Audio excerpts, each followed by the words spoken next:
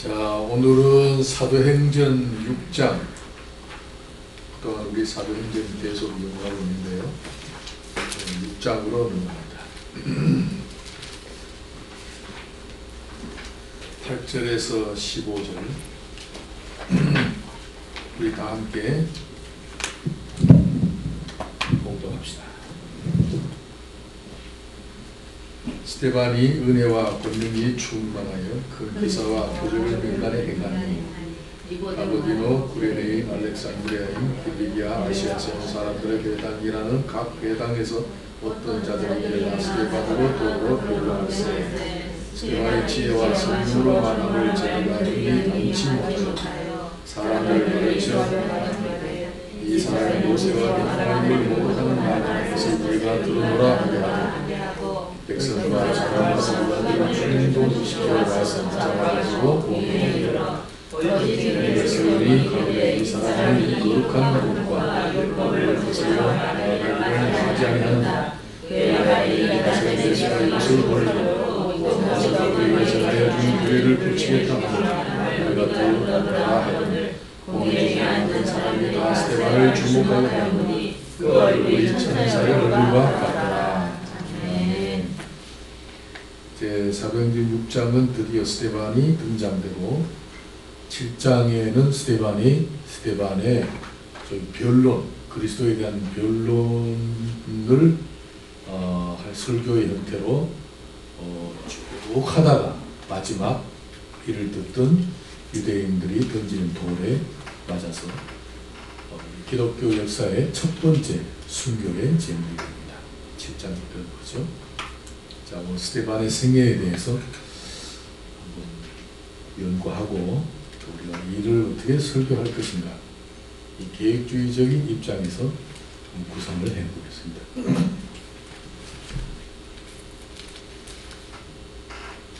스데반은 최초로 등장되는 집사입니다. 교회에서 구제와 봉사의 일을 전담하는 봉사자로 선출된 사람입니다. 그럼에도 불구하고 교회 역사에서 가장 최초로 순교한 충성의 표본입니다. 이 순교가 기독교 역사의 가장 높은 지위에서 신뢰와 존경을 받는 입장은 충성의 마지막 표본이기 때문에 충성입니다. 순교가 충성의 마지막 표본이기 때문에 그렇게 칭찬과 또 신뢰의 대상이 되는 겁니다. 순교란 뭐예요? 하나님의 요구에 자기 자신의 것을 다 들이대 더 이상 드릴 게 없어서 목숨을 드린 겁니다.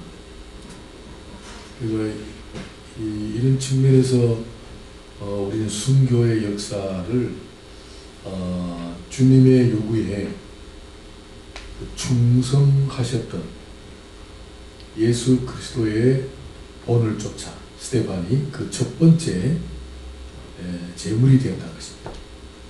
여러분, 십자가에 오르신 예수님을 어떻게 설명해요? 죽기까지 복종하네. 빌립보서 5장에 있는 말씀이죠. 3장 5절인가요? 십자가에 죽기까지 복종하셨다. 십자가를 구속과 대속의 역사로 설명하지 않고 아버지의 뜻에 충성하는 표로 설명하고 있다는 거 잊지 말아야 돼요. 순종, 충성. 그러니까 아버지의 요구에 충성하다 보니까 십자가에까지 가시더라. 그게 바로 예수 그리스도의 승리입니다. 오늘 우리가 그렇게 살아가야 되겠죠. 첫 번째 순교의 제물이 된 스데반도 예수님처럼 주님의 분부하심을 따라 열심히 살다 보니까 결국 돌무덤에 매장되는 순교의 제물이 되더라. 그런 얘기입니다. 스데반의 생애가 갖는 신앙의 도전이 매우 큽니다. 자, 첫 번째, 스데반 집사에 대한 서술은 봉사자로서 갖는 덕목이 아니라 영적으로 충만한 자였다고 합니다. 스데반에 대한 묘사가 있죠. 8절 스데반이 은혜와 권능이 충만하여 큰 기사와 표적을 민간에 행하니. 스데반에 대한 성경적 묘사는 그가 정직하였다, 그가 근면하였다, 그런 섬김이 좋았다, 사랑이 충만하다, 이런 표현이 없습니다. 뭐예요? 은혜와 권능이 충만하다.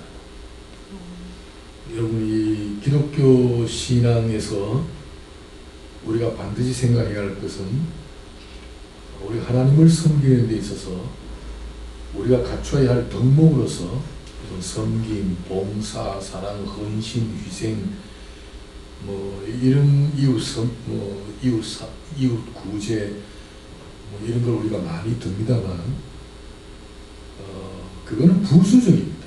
그건 부수적으로 따라오는 것이지, 그 덕목 자체를 그리스도인의 인격이나 삶의 표본으로 등장시켜서는 안 됩니다. 왜냐하면 그거는 우리가 아니더라도 세상 사람들이 다 하는 겁니다. 불교의 스님들도 훨씬 더 잘하고, 대학의 교수들도 더 잘하고, 우리보다 못한 사람이 없지요. 세상에 얼마나 참 좋은 인격과 교양을 갖췄습니까? 그걸 놓고 설교할 때 그리스도인들은 이래야 됩니다 하고 그 요구하는 거는 내가 볼 때 설교의 방향 자체가 잘못되어 있습니다. 오늘 스데반에 대한 묘사는 인간의 덕목에 대하여 표본이다, 잘한다, 신뢰할 만하다, 존경할 만하다, 그런 묘사가 없습니다. 은혜와 권능이 충만하다. 은혜와 권능이 충만하다. 우리 기독교 신앙의 근거는 은혜입니다. 은혜. 타 종교에는 은혜가 없습니다. 하기야 불교도 요즘 은혜라는 단어를 쓰긴 씁니다.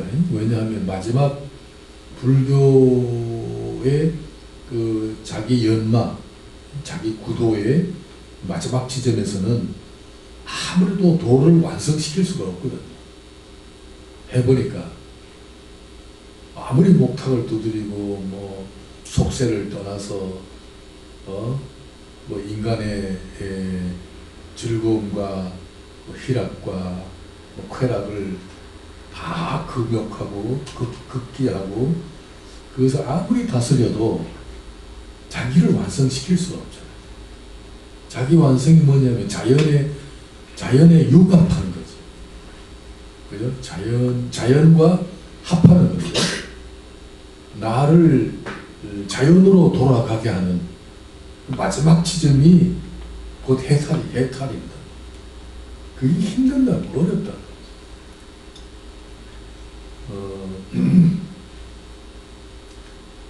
여러분 생각해 보세요. 우리 속에 일어나는 생각 자체를 마취시키고 없애버리는 거죠. 생각 자체를 없애버리는 거죠. 그러니까 공허하게 만드는 거 아니에요? 원불교, 공허하다, 이렇게. 왜 이래가지고 있어요? 공허하다.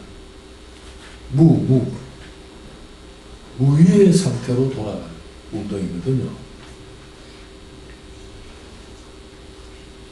근데 그들도 마지막에 뭘 해요? 우리가 예수님의 이름으로 기도한다 대신에 그 사람들 뭐 해요? 마지막? 나무 아미타불. 나무 아미타불이 뭐냐면 예수님의 이름으로 기도하는 거랑 똑같아. 그 뜻이 뭐냐면 나로서는 다 했는데 나머지 남은 것은 당신이 해달라, 이런 얘기. 당신이 해달라. 아무리 빌어도 완성이 안 되니까 마지막은 나무아미 타물이에요. 진짜 맡긴다는 거예요. 누군가에게 맡긴다는 거예요. 그게 바로 은혜라는 거예요. 불교도 마지막 단계는 나무아미 타물이 은혜라는 거예요. 누군가에게 은혜를 베풀어 줘야 되겠다, 그런 뜻이에요. 내 스스로는 여기가 한계다. 너무합니다.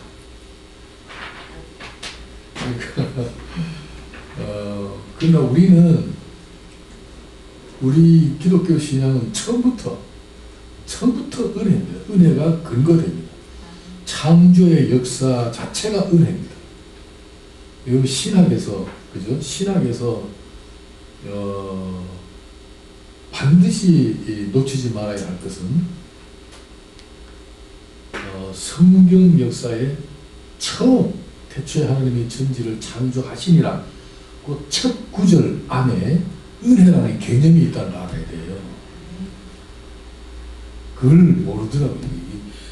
은혜라는 개념이 있어요. 그걸 놓치면 신학 자체가 허물어집니다. 그걸 놓치게 되면 그 다음에 출발하는 신학은 은혜를 놓치고 성경을 가지고 신학을 정립하면 어디로 갈까요?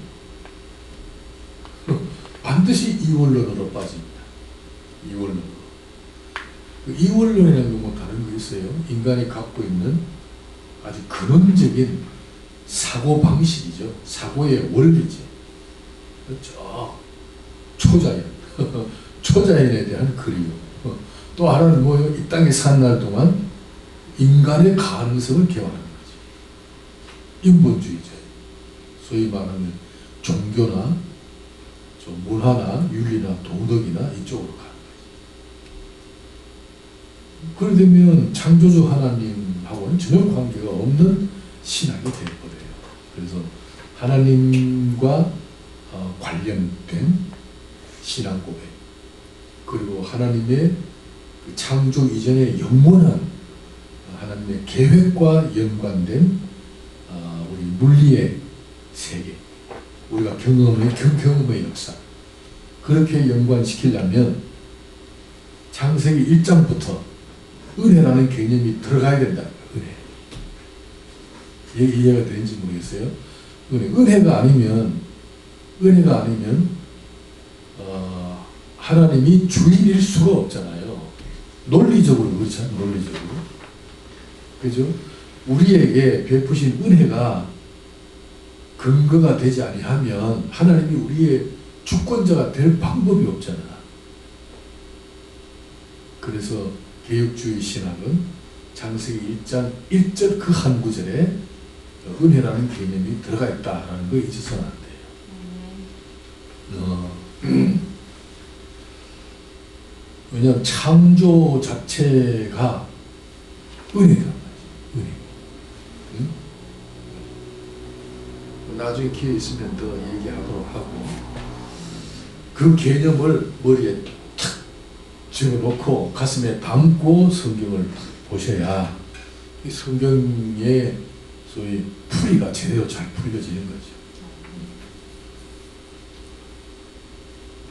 그래서 은혜와 권능이 충만하다. 이 말은 뭐예요? 은혜와 권능이 충만하다. 이거 하나님과 관련된 그 개념이거든요. 은혜라는 개념이.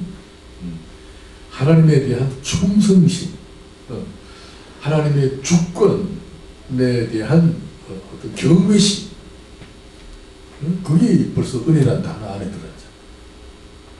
그게 충만하다. 권능은 뭐요? 하나님께서 행하신 일이 다 권능이잖아요.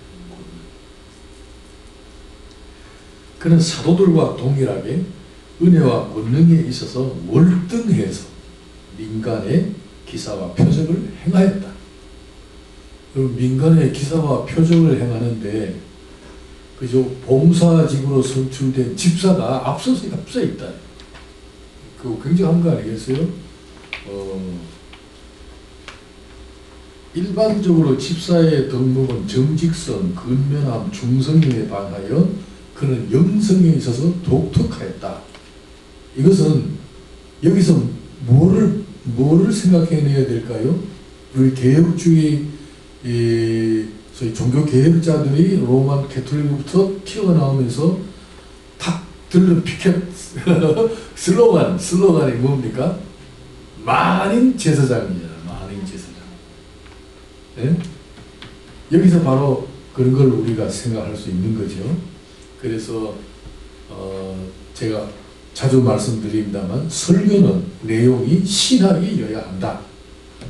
이거요 참 귀에 닿지 않도록 얘기했습니다만 이게 잘 안 되더라고요. 신학이 내용이야. 신학이 없는 설교는 자칫하면 그냥 삶을 좀 가치 있게 살아가는 어떤 교훈밖에 안 돼요. 교훈. 신학이 내용이에요. 예를 들어 뭐 추수감사절이 지난주에 추수감사절이라고 보니까 지난주도 제가 조치원교회에서 예배를 드렸는데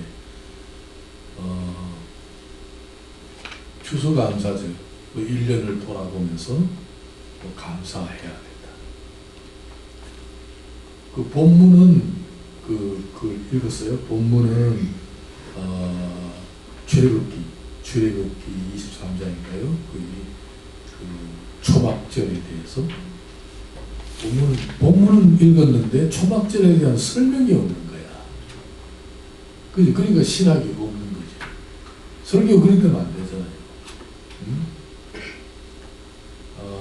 그래서 내가 차 타고 나오면서 우리 집사람한테 내가 설교를 다시 했어요.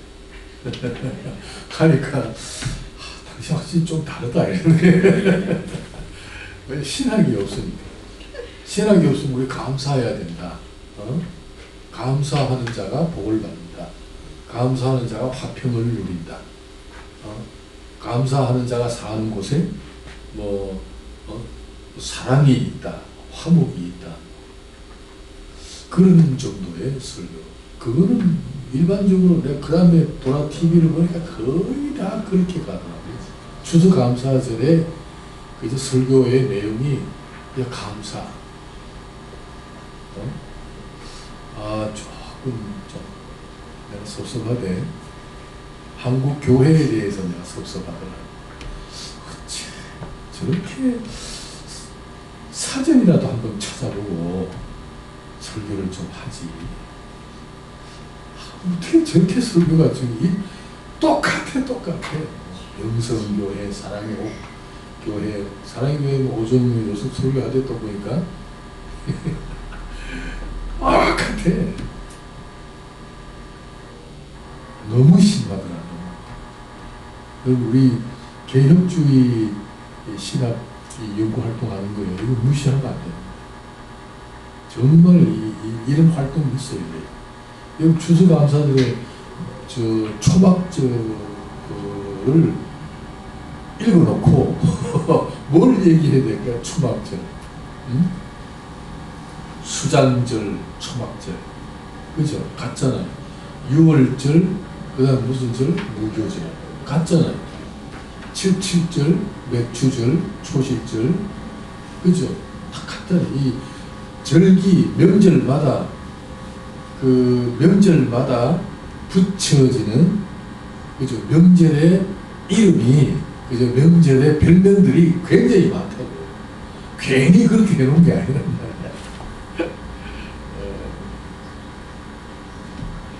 이건 나왔으니까 초막절이 무슨 절기예요? 초막절이 무슨 절기?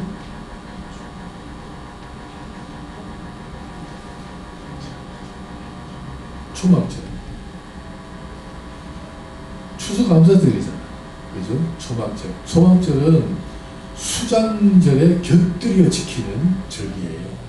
원래는 수장절. 수장절은 봄에 뿌린 씨앗에 대하여 거두어들이는 곡식단을 그죠? 곡간에 탁 저장해 놓고 이 곡식단을 보는 농부의 그죠? 즐거움 1년 내내 참 피땀 흘려 농사지은 데 대한 마지막 결실을 손으로 만지고 눈으로 보는 그 즐거움이 얼마나 크겠어요. 굉장한 거죠. 이거는 모든 피로가 말끔히 씻겨지는 그 그런 순간이잖아요. 그런 찰나잖아요. 그게 수장절이거든. 수장절.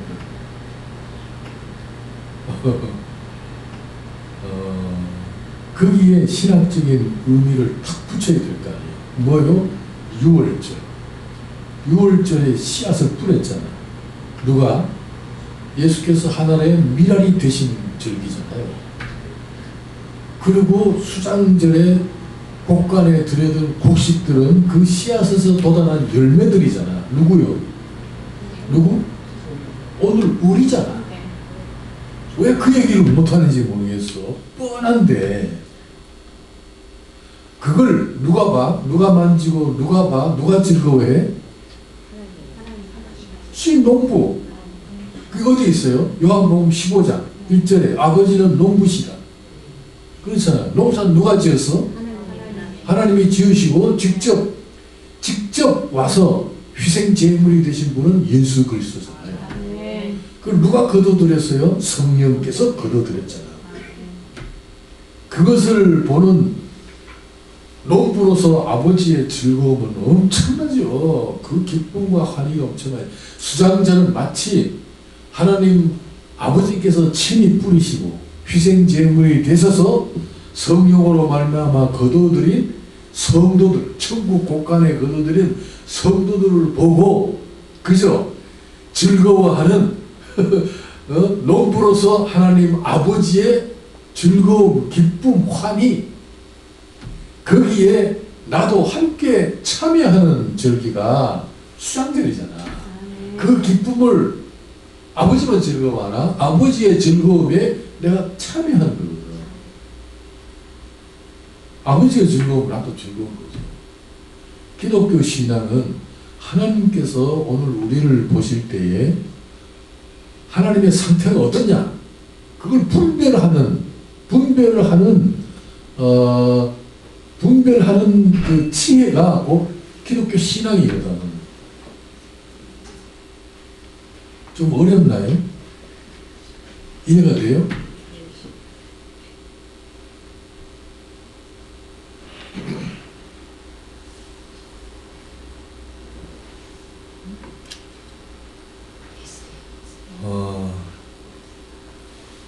여러분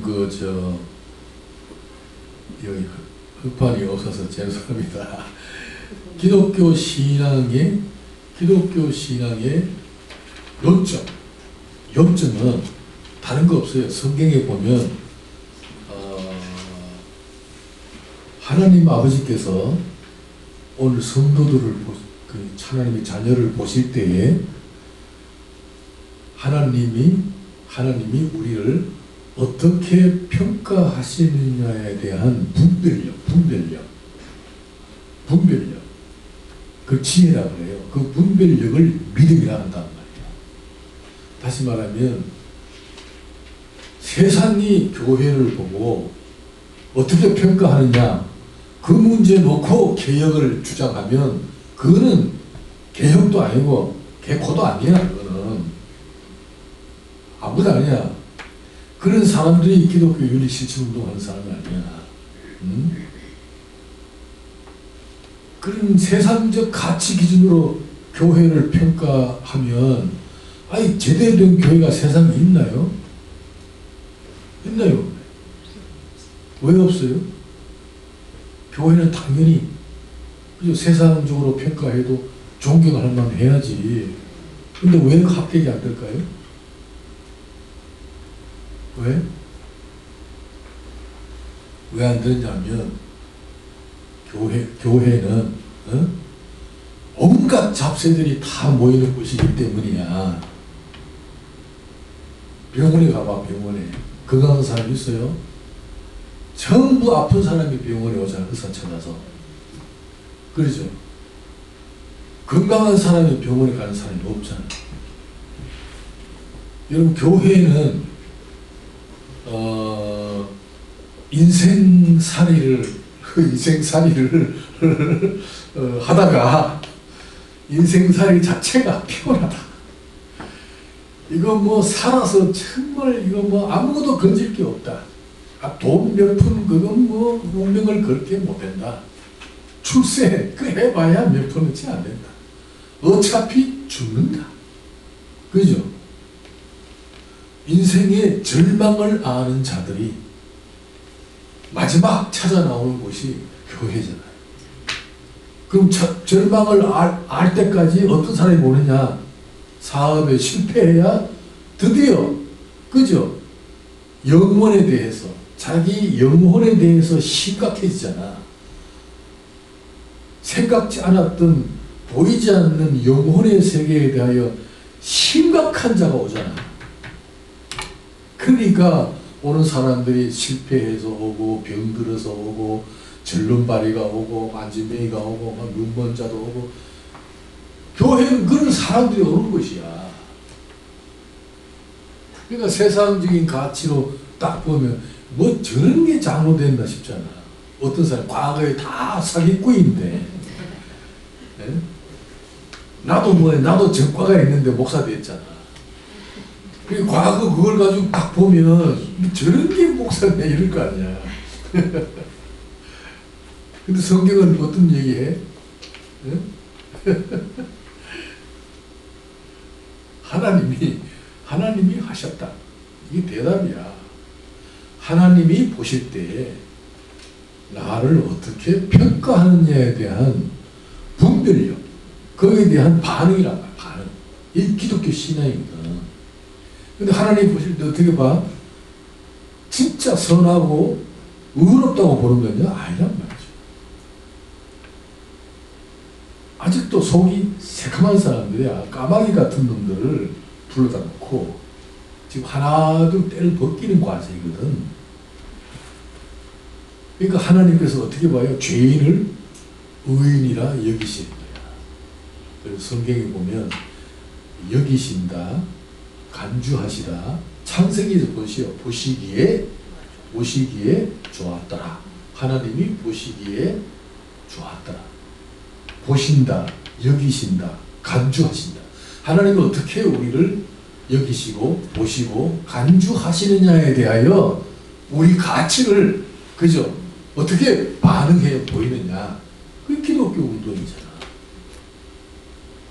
그렇죠.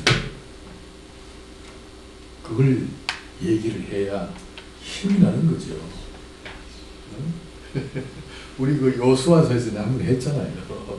기생 라합. 기생 라합이, 그죠? 이스라엘의 왕조에서 다윗 왕조가 예수 그리스도의 족보에 제일 위에 올라가 있어요. 아브라함이 아닙니다. 다윗과 아브라함 그리스도예요. 그 번역이 잘못된 거예요. 원래 다윗, son of David 이렇게 돼 있거든. 왜냐하면 아브라함 왕이 아니잖아요. 족장이잖아. 왕은 다윗이거든. 그 다윗의 자손이요 이랬잖아. 견주한 겁니다. 그러니까 다윗 왕조, 그거는 곧 예수 그리스도의 왕조라. 왕조라는 말은 왕조라는 말은 뭐예요? 나라라는 뜻이야. 나라. 왕조. 집안이라면 집안. 그러니까 다윗 왕의 족보란 말이야. 다윗 왕의 집안. 그게 예수 그리스도가 나셨잖아.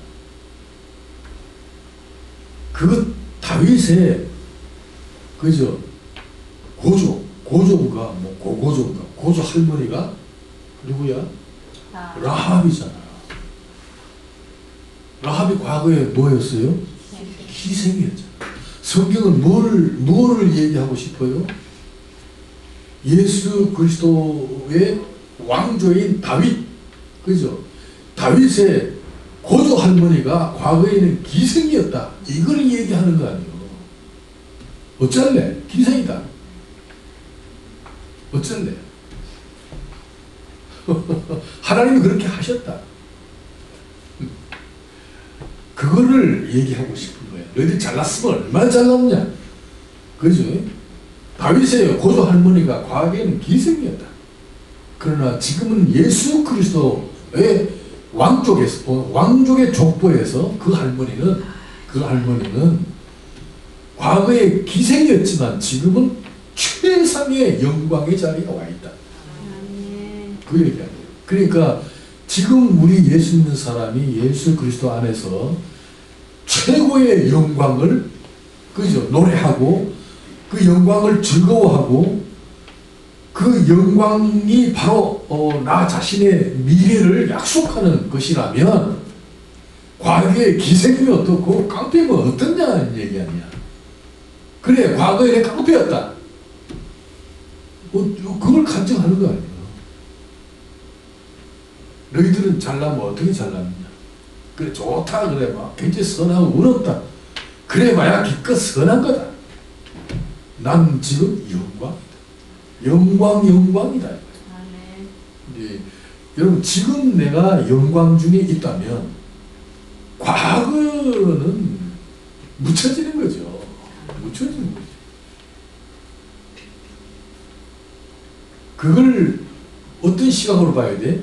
세상은 나를 손가락질 하더라도 하나님은 나를 평가하실 때, 그죠? 하나님 자신의 뜻을 품은 자로서 최상의 가치로 여기신다는 거야. 여기 있어서, 아직은 불충하지만 충성되이 여기 있어서 목사 시켰다.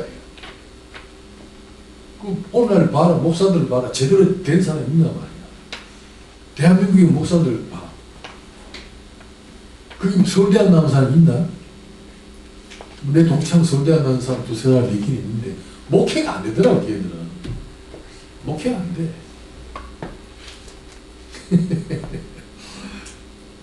뭐 있어요? 재수, 삼수, 사수 하다가 안 돼가 들어간 애들 아니야. 들어가지고. 그래, 목사도 있고. 근데 걔들이 나와가지고. 판사, 검사는 안 됐는데, 목사가 되더니 걔들한테서 은혜와 권능이 충만하잖아요. 전혀 다른 세계야, 다른 세계. 그랬더니 세상의 모든 권력과 지식과 명예가 그 앞에서 무릎을 틀어는 거예요. 그 새로운 은혜의 질서 안에서 하나님이 지도자로 세우신 사람 보니까 처음부터 걸출한 인물이 없었더라 이거야.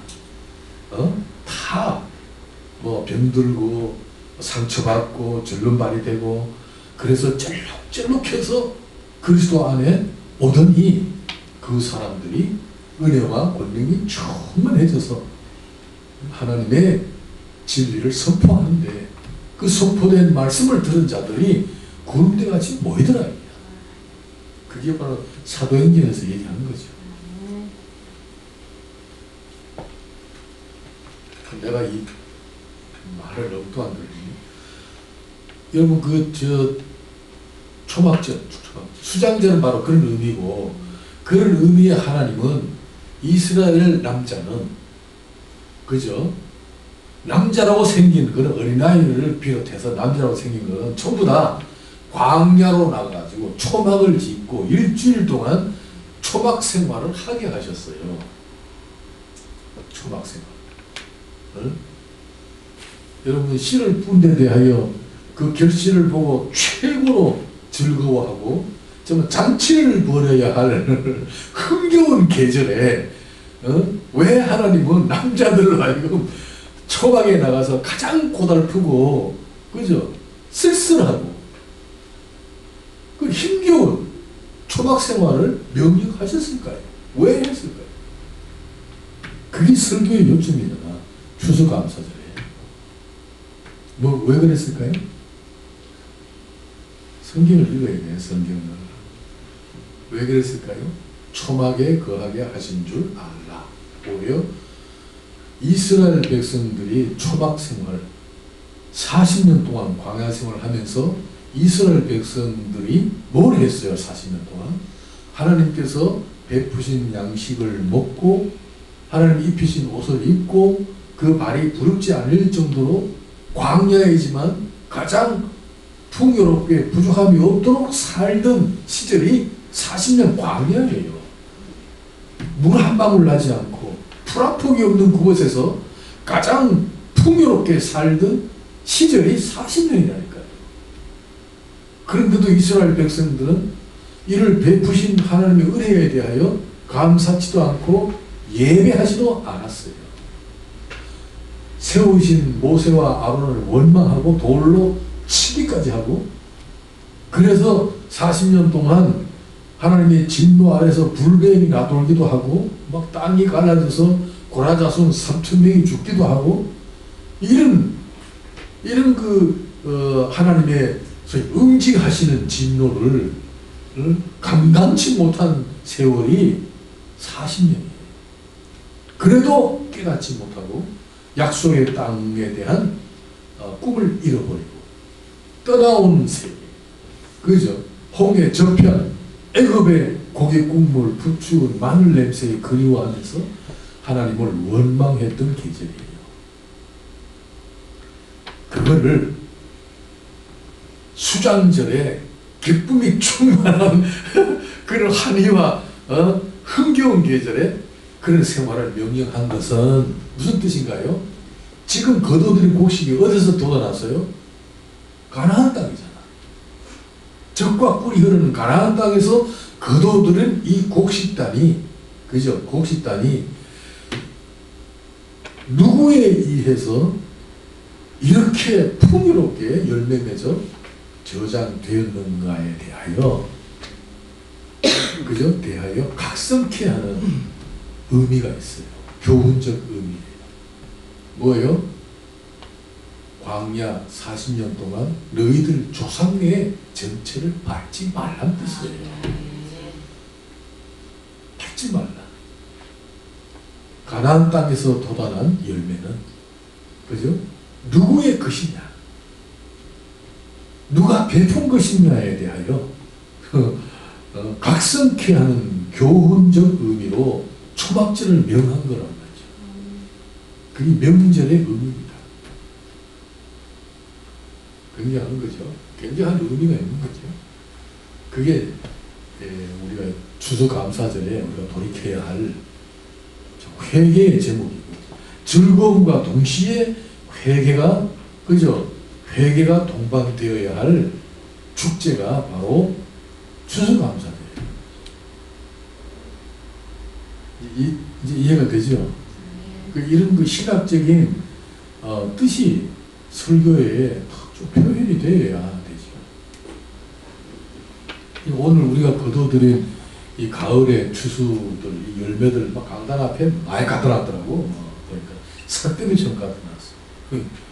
이 열매들이 누가 거둬들인가? 이 열매들의 주인이 누군가에 대하여 우리가 각성해야 되죠. 각성케 하는 교훈이 초막절이잖아요.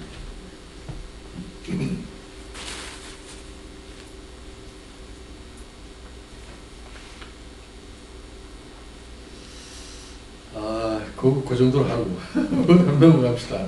그러니까 여기 스데반 집사를 딱 등장을 시켜놓고, 우리 신약 교회의 특성이 뭐냐면 만인 제사장주의다. 만인 제사장주의. 그러니까 종교 개혁자들이 부르짖은 그 슬로건이 만인 제사장주의인데, 이건 뭐예요?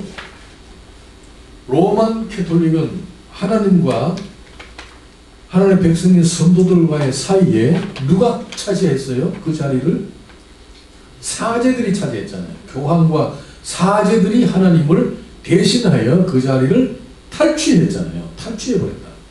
그래서 저들이 죄를 사해주고 저들이 모든 거 다 해버렸잖아. 하나님 할 거이 저 다 해버렸잖아. 이게 그야말로 하나님의 자리를 완전히 탈취하여 사제들이 하나님과 성도와의 사이에, 그죠? 중간 존재도 아니야. 자기들이 막 다 차지해버렸다. 거기 성모 마리아도 있고, 성모 마리아가 중재자가 아니잖아요. 우리는 예수 그리스도의 이름 이외에는 하나님께로 나아갈 길이 없잖아요. 응? 그게 이름이지. 그 이름을 대신할 존재가, 중간 존재가 없어요. 그래서 종교개혁자들이 일어나서 외친 게, 성도들은 직접 그리스도의 이름으로 아버지께 나아가는 길이 열렸다. 만인 제사장주의다. 만인 제사장. 모두가 다 제사장이지 사제들이 제사장이 아니다. 온 성도들은 다 하나님의 보좌 앞으로 나아가는 특권을 얻었다는 거죠. 에베소서 1장에 있는 하나님 앞에 나아가는 특권을 얻었다. 권세가 있다. 권세가 있어. 당당히 나아가도록 했다. 그러니까 스데반 집사는 바로 만인 제사장주의의 신학을 이야기하는 하나의 표본이 되는 겁니다.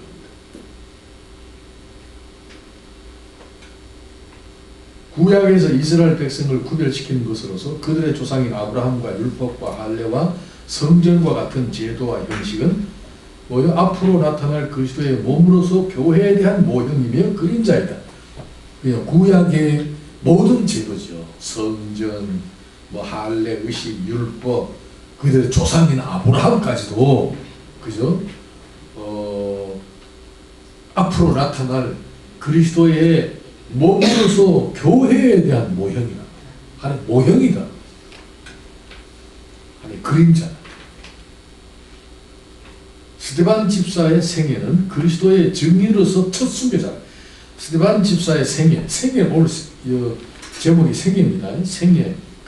스데반 집사의 소위 존재, 또 그의 일생은 그리스도의 증인으로서 첫 순교자. 증인이라는 말은 순교자라는 뜻하는 거예요. 성령의 권능이 임하면 너희가 내 증인이 되리라 했을 때 그 증인이라는 말이 순교자라는 뜻입니다. 마터, 순교자. 내 증인이 되리라. 스데반 집사가 바로 그 첫 번째 증인이다. 순교자이다. 그리스도의 증인. 그리스도의 증인으로서 첫 번째 순교의 제물이 된 사람이 베드로도 아니고 요한, 야곱도 아니고 누구예요? 스데반 집사였다는 거예요. 성경이 그걸 지금 강조하는 겁니다. 스데반 집사였다. 유대인들의 정통에 맞서서 희생물이 된 것이다. 여러분, 이 첫 순교가 어떤 의미가 있느냐? 유대인들의 전통에 맞섰다. 맞서서 싸운 결과 그가 희생제물이 되었다. 예수께서 오셔서 3년 동안 누구와 맞섰어요? 유대인들과 맞섰잖아요. 맞서서 논쟁하다가 결국 예수님도 십자가의 희생제물이 되신 거죠. 스데반이 바로 계속하여 예수 그리스도를 대변하고 변론하기 위하여 그들과 맞서다가 그들이 던진 돌에 맞아 순교의 제물이 된 거예요. 그런 뜻에서 여기 얘기한 아브라함, 율법, 할례, 성전, 그죠? 이런 전통과 맞섰다.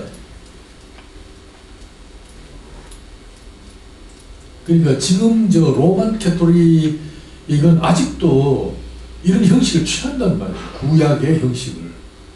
그래서 사제들이 미사할 때 보면 별 희한한 거 다 하잖아요. 호롱불 같은 연기 피해가지고 이렇게 하고 이리도 막 흔들고 꽃갈모 같은 거 쓰고 이 희한한 옷도 입고 그러잖아요. 나 그거 보면 말이지 저게 뭐 하는 거야. 그들에게서 예수 그리스도의 십자가가 보이진 않아요. 은혜라는 그림자가 안 보이는 거야. 은혜라는 그림자가. 참. 사람을 속여도 그렇게 속일까? 참 천주교 교인들은 진짜 불쌍합니다. 신학적으로 보면 정말 가련합니다.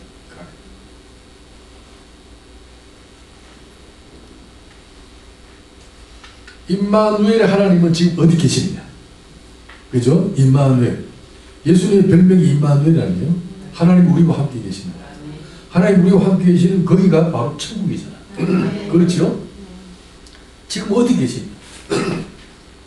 그 답으로서 스데반 집사가 등장하고 있다.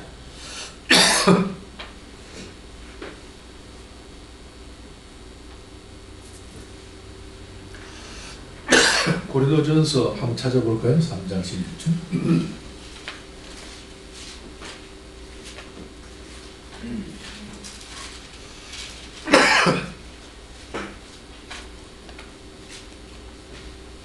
한번 읽어봐 주세요.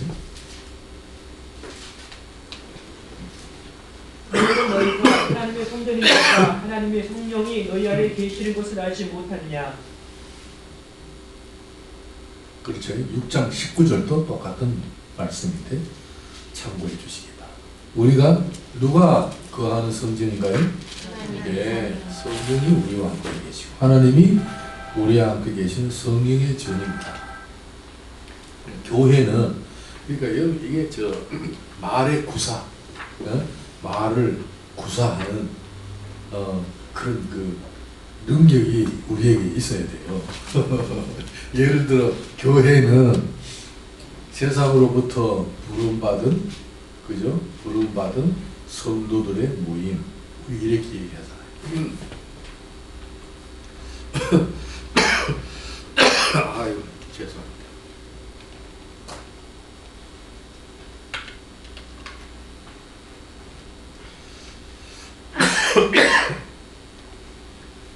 그런데 성령의 전이라 했으니까 교회는 누가 모여 있는 곳이요?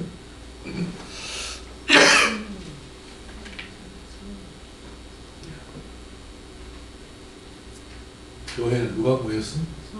성령의 전. 그러니까 똑같은 말이라도 교회는 성령의 전들로 성령의 전인 나. 그죠? 내가 누구냐? 성령의 전이잖아요. 성령의 전인 나들이 모인 곳이다. 이렇게 표현하면 개념이 탁 떠오르잖아요. 이런 얘기도 표현하는 게 좋아요.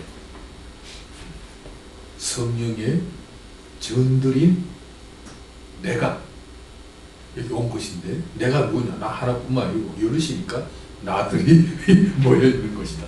그렇다면 이 안에서는 엄청난 권능과 파워가 생길 수밖에 없잖아. 성령의 전으로서 나라는 깊은 인식과 정말 고백을 가진다면 이 고백과 고백이 모여서 주의 이름을 한번 불러보자 이게야.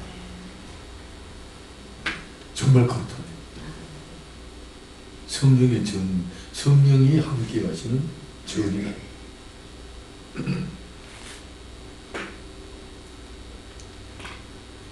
자, 스데반 집사와 논쟁을 벌이고 있는 유대인들은 헬라파 유대주의자들이었다. 이들은 일찍이 로마로 끌려갔던 유대인들의 후손으로서 자유를 얻어 고향으로 돌아온 교민들이었다.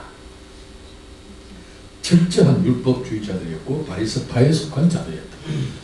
제가 좀 얘기를 했죠. 로마의 그 아구스투스의 칙령에 의해서 그 끌려온 노예의 후손들을 해방시켜줬어요. 고향으로 돌아가라. 그죠? 그러니까 그 후손들이 그 고향을 그 예루살렘 그 시온 언덕에 그죠? 솔로몬 성전을 얼마나 그리워했겠어요. 유대인들은 오매 가는 여호와 하나님의 전이니까. 그 이분들이 와가지고 노년을 보내면서 어떻게 보냈겠어요? 오직 율법이에요. 먹고 살기 위한 것이 아니라 하나님을 섬기고 싶은 그런 열정을 가지고 나머지 인생을 바치겠다고 온 사람들이니까 그들의 종교 생활은 율법 이외에 다른 생각이 없는 거야. 율법주의자. 논쟁의 주제는 예수 그리스도였다. 스데반의 변론은 성령께서 말하게 하심 따라 그 율법학자들이 그의 지혜와 지식을 능히 감당할 수 없을 정도였다. 성경의 표현 그대로죠. 자, 3번. 논쟁에 실패한 유대인들이 드디어 거짓 선동으로 스데반 집사를 관청에 고발한다. 죄목은 예수 그리스도와 같이 참남죄였다. 참남. 신성 모독죄였다. 이걸 막 꾸며낸 거죠. 꾸며낸다. 스데반은 그리스도와 같은 길을 걷고 있었다. 그의 가는 길이 그리스도와 함께 했기 때문에 스데반의 얼굴은 천사와 같았다. 왜냐하면 지금 스데반이 예수 그리스도와 똑같은 길을 가니까 지금 스데반이 지금 어디로 가고 있어요? 천국으로 가고 있는 거야. 천국으로. 사람이 내가 천국으로 가고 있다는 확신과 그죠? 그 영광을 안다면 그의 얼굴 표정에서 다른 사람이 어떻게 뭘 볼까요? 굉장한 거죠. 그럼 또 얘기하면 돼. 설교는요, 언어 구사가 굉장히 중요해요. 예를 들어, 새벽기도 한 사람과 새벽기도 하지 않은 사람과 얼굴빛이 어떻게 다를까요?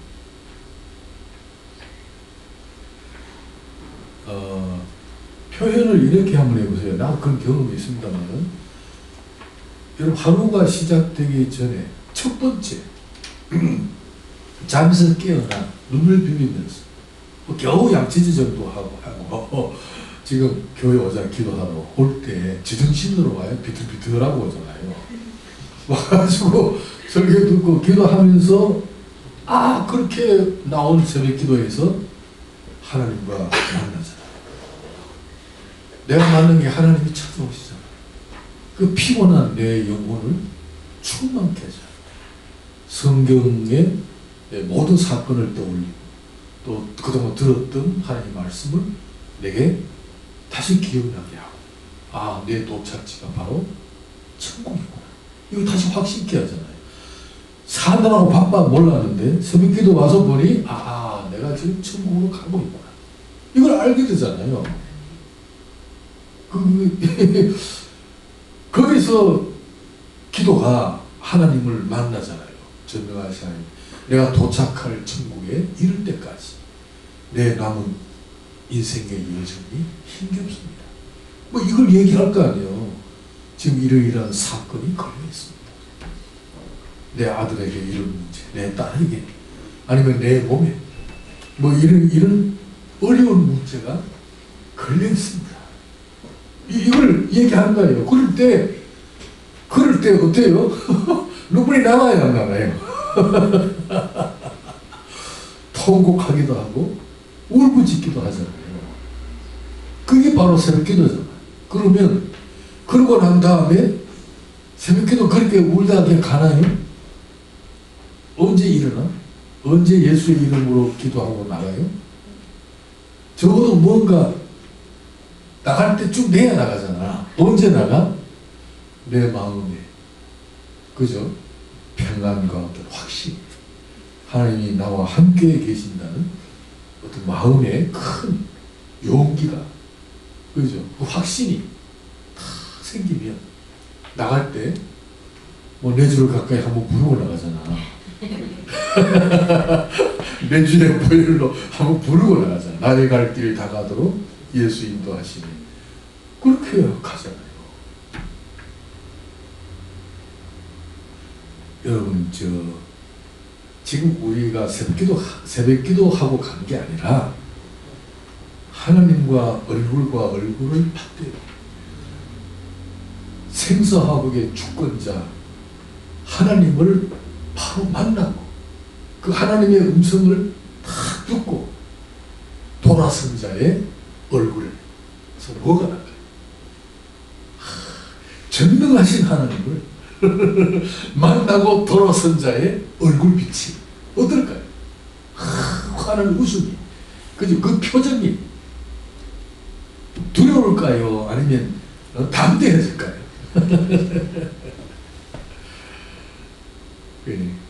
똑같은 얘기지만 내가 오늘 이렇게 표현한 거 이런 것도 성도들로 하여금 기도에 대한 도전을 시키는 것 중에 요한 묘사 하나도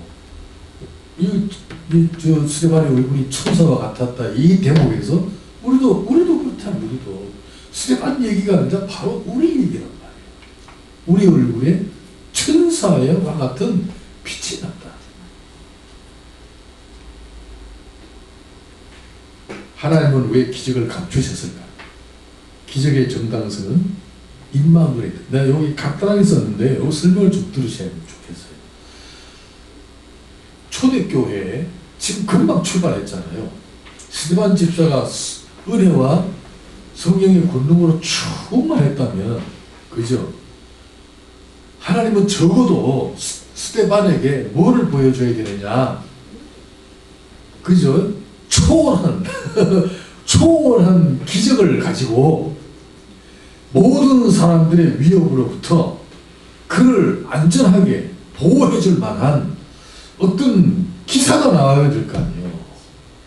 스데반 자신은 지금 민간의 표적과 기사를 행한 자예요. 그렇다면 스데반 집사를 하나님이 지켜주셔야 된다 이거야. 그러려면 그 살기등등한 유대인들 사이에서 하나님이 그들을 방어해 줄 어떤 표적을 보여줘야 될 거 아니야.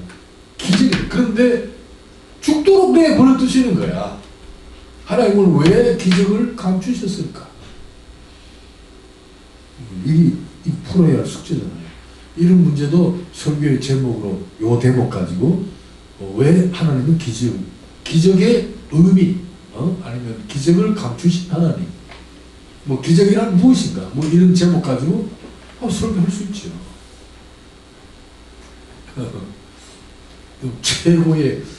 최고의 기적은 임마누엘입니다. 아니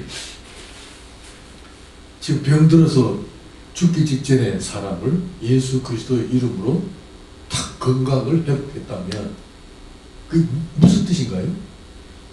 회복했다면 그 표적 자체가 무엇을 얘기하고 싶은가요?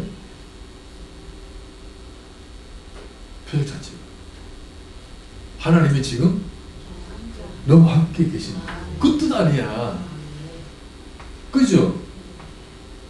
병들어 죽기 직전에 나았다면 그 나은 기적 자체가 무엇을 얘기하고 싶어요? 하나님이 네 편이다. 너와 함께 계신다. 거기에 대한 증거잖아. 그렇지?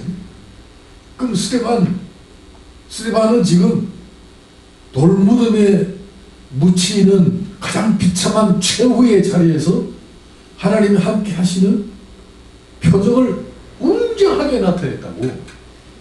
그러니까 하나님은 내가 너와 함께하고 내가 네 편이다. 그리고 스데반의 순교를 하나님이 지원하고 성원하시는 어떤 표적을 보여주셨는데 그게 뭐냐? 돌이 날아오다가 다시 돌이 던지는 자에게 돌아가게 하지 않고 맞아 죽게 함으로 스데반의 표적에서, 스데반의 고백에서 거기서 하나님이 함께 하시는 것을 나타내죠. 그 표적은 기적의 정당성 임마누엘. 어떤 사람은 고난 중에, 그죠? 고난 중에 하나님이 함께 하시는 표적이 될 수도 있고, 어떤 사람은 초월하는 권능으로 건강을 회복하고 또 문제가 해결되는 아주 기적성의 역사 가지고 임마누엘을 증거할 수도 있고, 여러 가지 이 형태로 임마누엘이 지금 증거되고 있잖아요. 하나님이 인정하신다는 표적이잖아요. 하나님이 인정하신다. 나는 뭐 이런 갑자기 막 부자가 되고 막 건강을 회복하고 막 기도해가지고 애가 막 갑자기 고시 합격하고 그래 가지고 하나님이 함께 하신다는 증거는 별로 가치가 없어요. 어떤 거예요? 운막집에, 판잣집에 살면서도 하나님이 거기에 함께 계시는, 소위 성전을 이루시는 하나의 장막이라는 표적이 나타난다면 어떤 방향으로? 그 안에서 기도가 있고 기도의 응답에 대한 찬송이 있고 감사가 있고 그 운막집에서 세워나가는 이야기가 이웃들을 즐겁게 하고 힘을 내어 살도록 도와주는 어떤 생명력이 있고 화평을 만드는 어떤 능력이, 지혜가 그들에게서부터 있다면 바로 하나님이 함께 계시는 표적이죠. 그것이 오히려 세상의 부한 자를, 세상의 지혜로운 자를 부끄럽게 하는 거 아니에요. 그죠? 그게 기적보다가 그런 더 큰 기적이 어디 있어요? 놀라운 거죠. 응? 근데 지어는 말이지 돈을 그렇게 많고 막 재벌인데도 날마다 싸우고 애는 말썽 꾸리고 그렇다면 그건 뭐 돈이 있으나 말이지. 드디어 제사장 앞에 그리스도 예수를 변호하기 시작한다. 이미 유대인들과 벌이고 있었던 내용과 같은 것이었다. 변론에서 밝힌 내용은 오늘 신약교회 정치설을 정립하는 중차대한 신학이었다. 스데반 집사에 의하여 밝혀진 그리스도 예수에 관한 성경 신학적인 진술을 몇 가지로 요약한다. 1. 그게 이제 7장의 거의 대부분의 내용입니다. 7장의 내용인데 요약을 했습니다. 첫째, 스데반이 일어나서 게 아브라함을 얘기됩니다. 아브라함에 관한 설명에서 하나님의 약속은 유대인들에게만 아니라 전 인류를 대상으로 맺은 것임을 변론합니다. 자, 여기서 이스라엘 백 유대인들이 갖고 있던 선민사상이잖아요. 선민사상은 누구로부터 만들어낸 것이냐 하면 아브라함입니다. 그러니까 아브라함을 뿌리로 해서 만든 사상이 선민사상입니다. 유대인들에게 있어서 아브라함은 어떤 인물이냐 하면 최고의 위대하고 훌륭한 하나의 인격자며 지도자입니다. 아브라함. 그 유대인들이 아브라함 그러면 막 깜빡 죽습니다. 모든 얘기하다가 아브라함 핑계 대면 그러냐고 막 물어보습니다. 유대인들이 유대 사상이며 선민 사상의 뿌리가 아브라함이다. 그들의 생각 속에 아브라함은 위대한 인물입니다. 완전한 인물.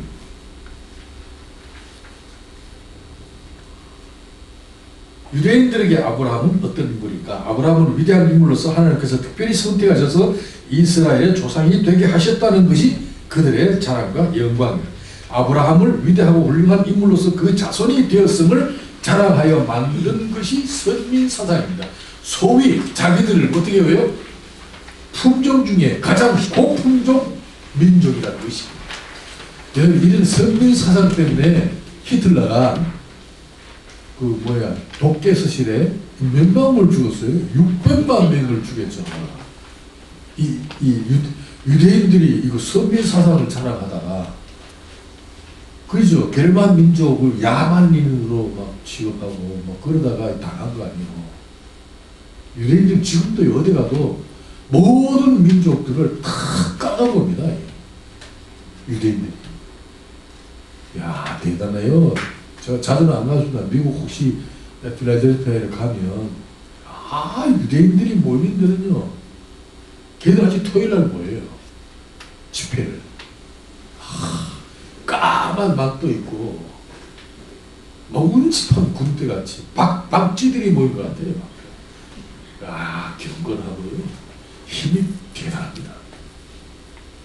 그 파워를 미국이 감당을 못하는 거예요.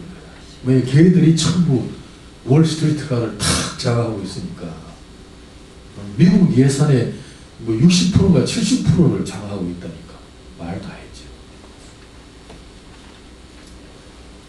그리고 유대인들이 선민사상의 뿌리가 아브라함이고 그의 후손이 된 데 대한 자랑과 영광으로 만든 것이 바로 유대주의인데, 유대주의 선민사상인데 자기들은 모든 다른 민족과 비교하여 최고의 고품종 민족이다. 고품종 족속이다. 인류 중에 최상의 인류라는 것을 만들어낸 거야. 그래가지고 교육도 그래 하고 해서 사실은 모두가 유대인들이잖아요. 물리학자들은 다 유대인이고 아인슈타인도 유대인이고 보니까 유대인 아닌 게 없어. 키신저도 유대인이고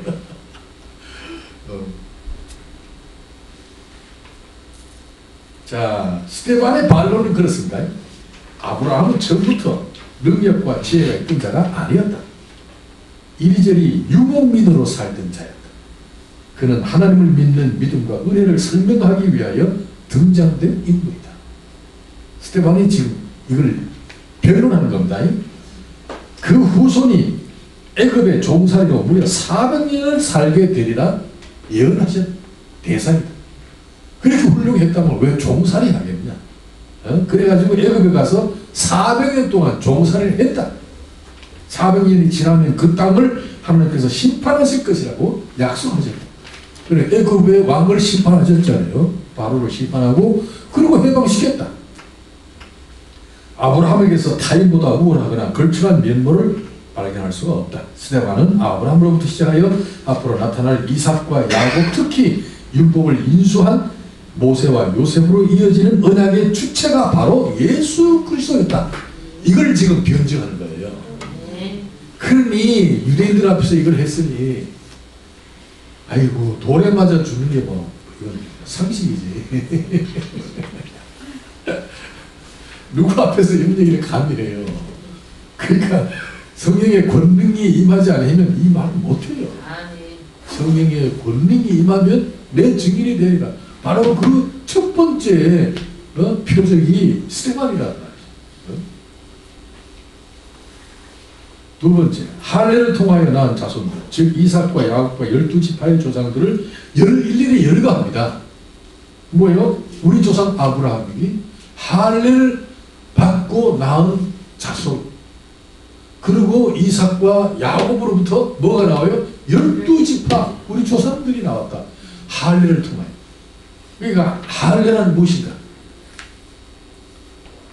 할례는요, 선민후 구별하는 의식입니다.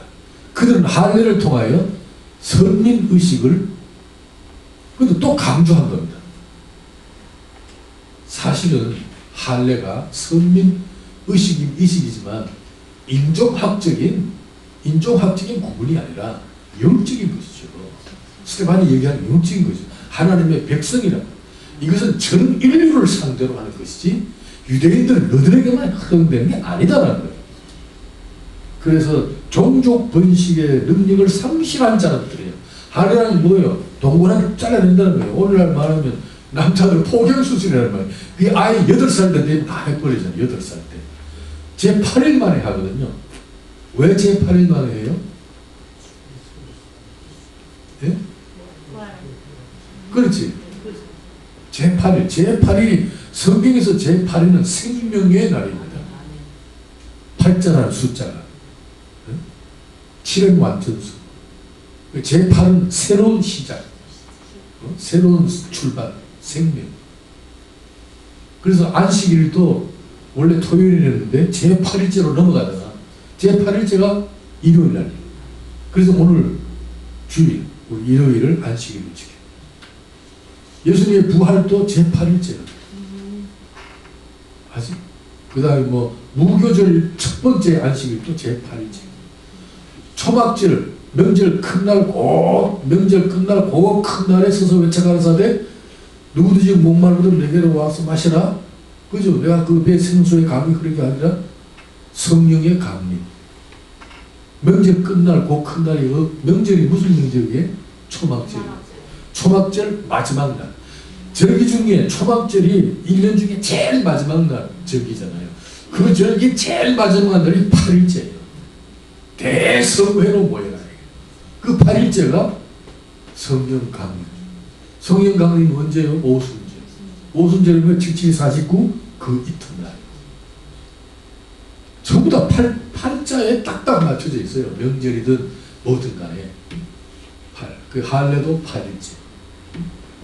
여기다 특강을 어제 한 것 같은데. 이런 그 성경의 그 성경신학적인 구조를 다 꿰고 있어야 성경을 읽으면 이제 들어오는 거죠. 아, 그 뜻이 있구나. 참 오묘하다. 이걸 느낄 수 있어요. 그러니까 할례라는 것은 뭐예요? 할례라는 것은 지금부터 나는 새로운 생명으로 탄생되었다. 새롭게 태어났다는 것이죠. 그러니까 지금부터는 나는 내 것이 아니고 내 주인이 하나님이시다라는 의식이란 말이죠. 왜냐하면 할례는 종족 번식의 능력을 상실하는 거예요. 꺾는 거죠. 꺾는 거죠. 그게 바로 할례 의식이 갖는 의미입니다. 그러니까 아브라함이 이스마엘 낳고 한 13년 후에 그 장막 가운데 그 하나님의 사자들이 와서 아브라함과 얘기를 하잖아요. 내년 이맘때에 네 안에 사라에게 아이가 생길 것이다. 했을 때 사라가 그 안에 밖에서 듣고 웃었다 했잖아요. 그때 아브라함이 그 하나님께 내 아이는 이걸 내가 무자하오니 누구로 이걸 증거하겠느냐. 우리 집에 길리온 그지? 누구지 그게?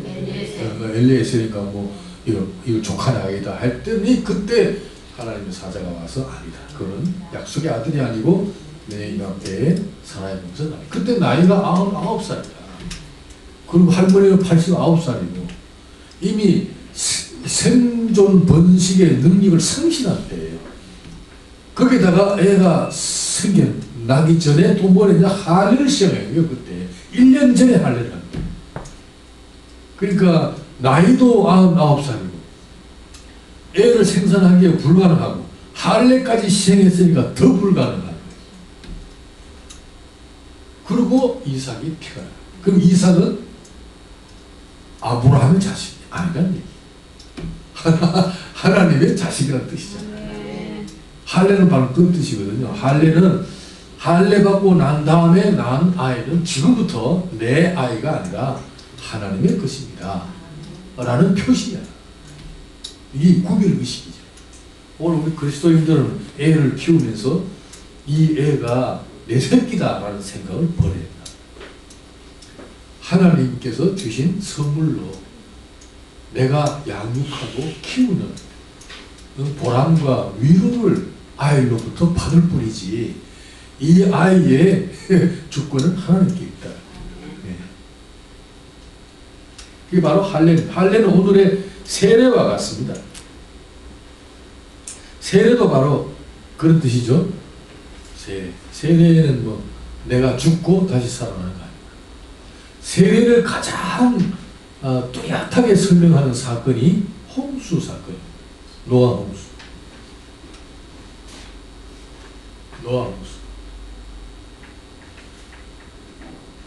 노아 홍수, 물 자체가 세례. 그리고 배를 띄우잖아요. 물이 배를 띄우잖아요. 아라랏산 중턱에 노아가 120년 동안 만든 배. 그 배는 물이 없으면 무용지물이잖아. 물이 있어야 배에 효력이 나타나잖아. 그러니까 물은 배를 띄우는 역할을 해요. 그러니까 뭐 물이 없는 한 배 안에 아무리 들어가 봐야 그 답답한데 뭐하러 들어가 있어? 이유가 없죠. 그러니까 물이 탁 참으로 드디어 배 안에 들어간 사람이 구원이라는 엄청난 은혜를 얻는 것이죠. 그래서 세례는 구원의 방주를 띄우는 역할을 하고 한편 방주 밖에 있는 모든 것을 수장시키는 역할을 하잖아요. 그러니까 세례는 내가 수장되고 한편 구원의 방주 그리스도 안에서 살아나는 그 순간이 세례잖아요. 성령 세례입니다. 성령 세례.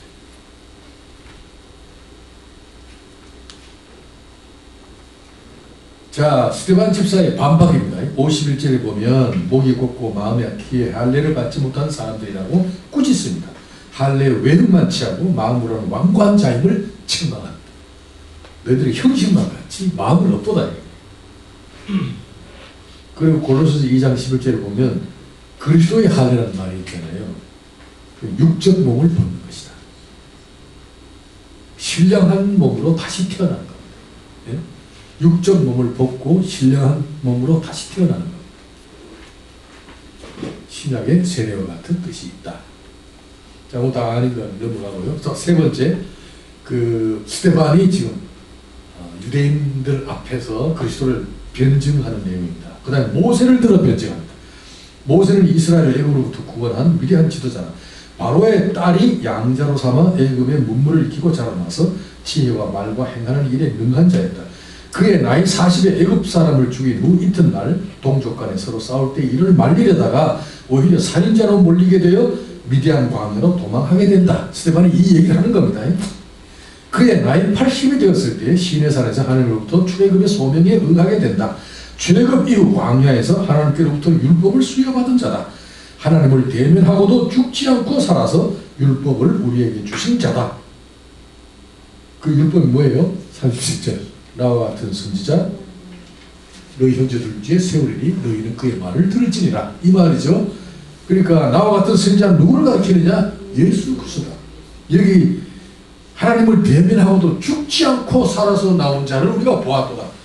이런 얘기 신명기에서 이스라엘 백성들이 한 거거든요. 율법을 들고 시내산에서 내려오는 모세를 보니까 하나님을 대면하고도 살아서 온다 얘기야. 그래서 이스라엘 두령들이 모세를 향하여 뭐라 그러냐? 우리가 하나님을 만나지 않게 하소서. 당신이 하나님을 만나고 하나님의 말씀 우리에게 전하소서 우리가 듣겠나이다. 이랬단 말이에요. 그랬더니 모세가 그 얘기를 듣고 하는 약속이 뭐냐? 나와 같은 선지자 앞으로 너희 형제 중에 하나를 세우시리니 너희는 그의 말을 들을지니라. 그가 누구냐? 예수 그리스도. 하나님을 대면하고도 죽지 않는 자 모세를 상징하는 인물이 누구냐? 앞으로 나타날 메시아 예수 그리스도였다. 그러니까 모세를 존경할 게 아니라 모세는 예수 그리스도의 모형이며 하나님의 그림자이며 하나님의 상징이다. 실체가 누구냐? 예수 그리스도다. 그걸 지금 유대인들 앞에서 하는 겁니다. 유대인들이 가만히 있을 리가 없죠.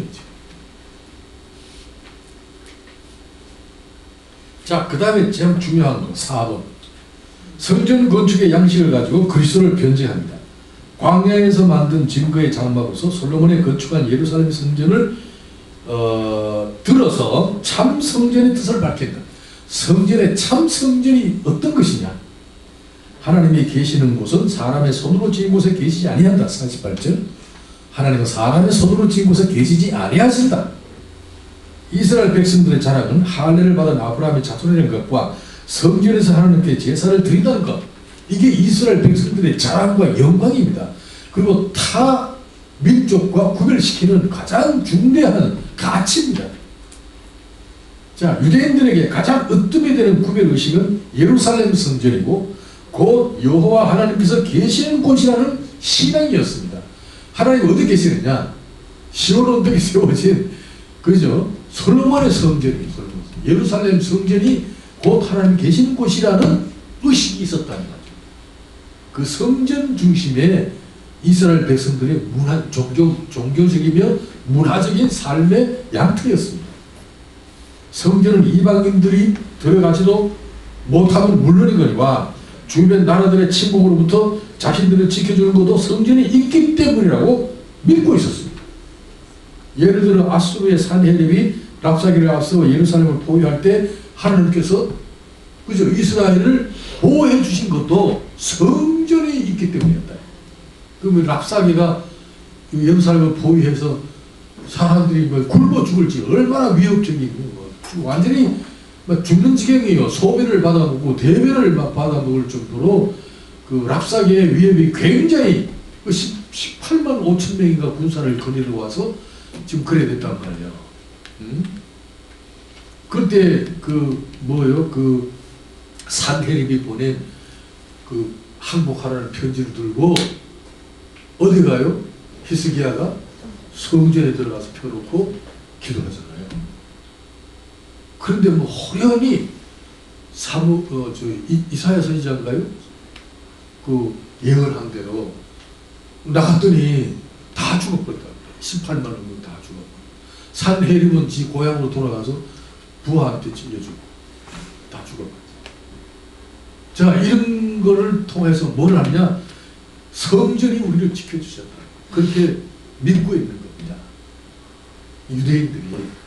자, 거기에다 대고 지금 스테반이 뭐라 그랬냐? 하나님은 사람의 손으로 지은 곳에 계시지 아니한다. 이 모든 피조물이 누구의 것이냐? 누구의 것이냐? 다 내 발등상이고 나의 것이 아니야. 내 거할 안식처가 어디냐? 이렇게 말씀하신 거라고. 자, 그런데 보십시오. 이스라엘에게 거룩한 곳은 성전입니다.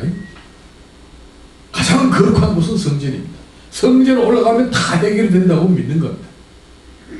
그런데 이를 확대하면, 성전을 확대하면 곧 예루살렘 성이고, 이를 보다 크게는 이스라엘 백성을 상징하는 것. 그들의 인식 속에 이런 사상이 있었던 선민 사상입니다. 이에 반하여 스데반이 반박합니다. 뭐를 반박해요? 아브라함이 어디 태어났냐? 아브라함이 출생지부터 거론합니다. 뭐예요? 메소포타미아에 있을 때에. 우리 조상 아브라함이 메소포타미아에 있을 때에 하나님이 그에게 나타나셨다. 이랬거든요. 영광 중에 나타나셨다. 이 말은 유대인들의 생각을 반박하되 자존심을 끄는 얘기입니다. 왜냐하면 메소포타미아가 어디냐면, 메소포타미아라는 뜻이 강과 강의 사이라는 뜻이에요. 뭐 티그리스 강, 이쪽이 무슨 강? 유프라데스 강 사이가 메소포타미아. 그 메소포타미아가 이라크, 이란이 있는 나라거든, 그 나라들이. 그러니까 그 나라는 유대인들의 입장에서는 원수 중에 원수가 사는 땅입니다. 아브라함이 지금 어디에 살았느냐? 원수 중에 원수가 사는 그 땅에 살았을 때 스데반이 이 얘기를 꺼내는 겁니다. 그러니까 너희들이 아브라함 자손 된 거, 그 선민 사상 자체가 너희들이 생각한 것처럼 아브라함이 그렇게 위대한 인물이 아니었다. 어디 살았느냐? 메소포타미아에 살았어. 그 얘기가 지금 돌을 던지게 한 겁니다. 이게 살았을 때. 그 다음에 장막이 어디 있었느냐? 스데반이요, 장막이 그냥 뭐 얘기를 안 했으면 되는데, 장막이 광야에서, 우리 조상 광야에 살 때에, 그죠? 거기서 모세가 하나님 명하신 양식대로 장막을 지었고, 그 장막을 여호수아 때에 가나안 땅까지 가지고 왔고, 그러니까 이 너희들이 생각하는 성전 장막이 어디서 지었느냐? 광야에서. 그게 거룩한 땅이냐? 아니다. 이거 돌짝밭이다. 그들이 자랑하는 가나안 땅도 아닙니다. 그리고 모세가 어디에서 소명을 받았는가? 미디안 광야다. 너희들이 생각하는 젖과 꿀이 흐르는 곳이 아니야. 미디안 광야다. 유대인들에게 자랑하고 있던 것이 지금 여지없이 지금 비판을 받고 있는 겁니다. 스데반에 의해서. 스데반의 논증에는 하나님에게는 광야나 가나안이나 구별이 없으시다, 이 얘기입니다. 하나님은 광야나 가나안이나 뭐 구별이 없다. 사람의 손으로 지은 것에 계시지 않는다. 그는 어디든지 계신다. 솔로몬의 성전을 가리켜 지극히 높으신 이는 손으로 지은 곳에 계시지 아니하시나니 선지자가 말한 바 너희가 나를 위하여 무슨 집을 짓겠으며 나의 안식할 처소가 어디 있느냐? 이 모든 것이 다 내 손으로 지은 것이 아니냐? 이렇게 선지자들이 말씀하시는 거 기억지 못하느냐? 그렇게 지금 꾸짖는 겁니다. 유대인들의 분노가 지금 막 극에 당하는 겁니다. 지금 치가 떨리는 거죠. 자, 요한복음 2장 20절, 유대인들이 이르되 이 성전을 46년 동안 지었거늘 내가 3일 동안에 일으키겠느냐 하더라. 그러나 예수는 성전된 자기 육체를 가리켜 말씀하신 것이라. 성전된 거죠. 자, 너희가 이 성전을 헐라 내가 3일 만에 일으키리라. 말도 안 되는 얘기를 하니까 유대인들이 이런 반응을 일으킵니다. 46년 동안 지은 걸 네가 그게 유대인들은 지금 예수님이 십자가에 달려 돌아가시고 3일 만에 부활할 것에 대한 생각은 전혀 없는 거죠. 사실은 부활에 대한 예언이 얼마나 많습니까? 시편에도 있고 많은데도 불구하고 유대인들은 전혀 그런 생각이 없습니다. 그 율법을 연구하긴 했는데 그 율법의 소위 진수 예수 그리스도를 발견하지 못하는 거야. 율법의 규모와 형식만을 지킨 거야. 그 외형 엉망진창한 거예요. 오늘 또 이런 게 우리의 교회 안에 얼마나 많습니까? 우리가 정말 각성해야 된다.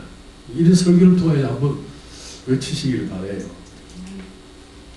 자, 하나님께서 이스라엘이 잘나서 선택한 것이 아닙니다. 죄를 지어 하나님의 심판을 면치 못할 전 인류를 대표하여 끌려나온 민족일 뿐입니다. 뭐 이스라엘은 선택받았으니까 구원을 받았지 않겠느냐, 뭐 이런 얘기를 많이 듣습니다. 선택했으니까. 이스라엘 선택하고 왜 우리는 선택하지 않았느냐, 이런 문제에 부딪히죠. 그럼 뭐 옛날에 우리 세종대왕 같은 분 참 억울하잖아요. 성군이었는데 이순신 장군은 또 어떻게 하고? 우리가 생각하는 것은 이제 선택하는 것, 선택입니다. 이스라엘은 선택했는데 그럼 이쪽에 다른 민족들은 선택하지 않았다면 하나님이 불공평하지 않아요? 뭐 이런 질문을 많이 받지. 어떻게 생각하세요?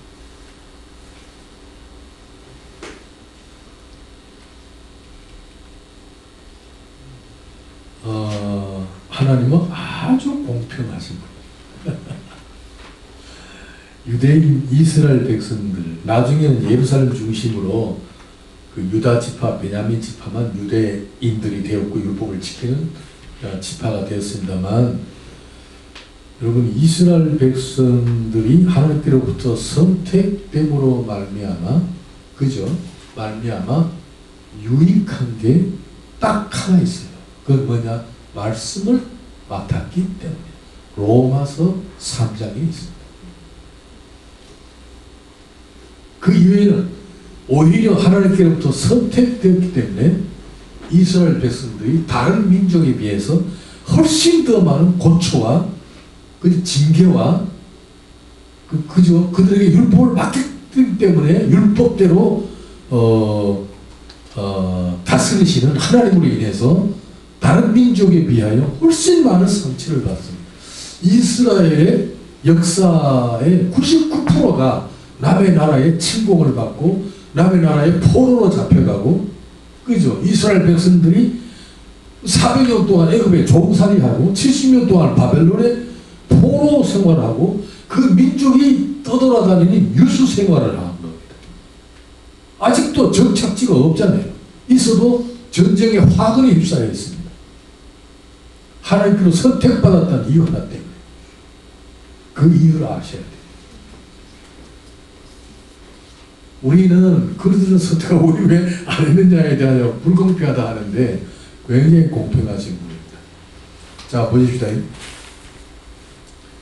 우리가 포도 한 상자를 살려면 이 포도가 단지 쓴지 맛이 어떤지를 보려면 한 상자를 다 먹어보고 삽니까? 그럼 뭘?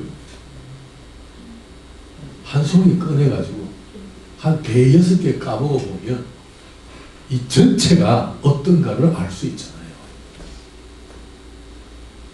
그 한 송이 꺼내서 몇 알을 따 먹히는 입장이 바로 이스라엘 백성들이에요. 여러분, 전 인류 앞에 하나님의 구원 계획과 구원의 은혜에 대한 주권을 증명하고 설명하기 위해서는 가장 좋은 방법이 인류가 이해하기 좋은 역사라는 방법을 동원하셨어요. 이야기 형식이야. 안 그러면 영원 속에 감춰두셨던 하나님의 비밀을 인간들이 알 방법이 없어요.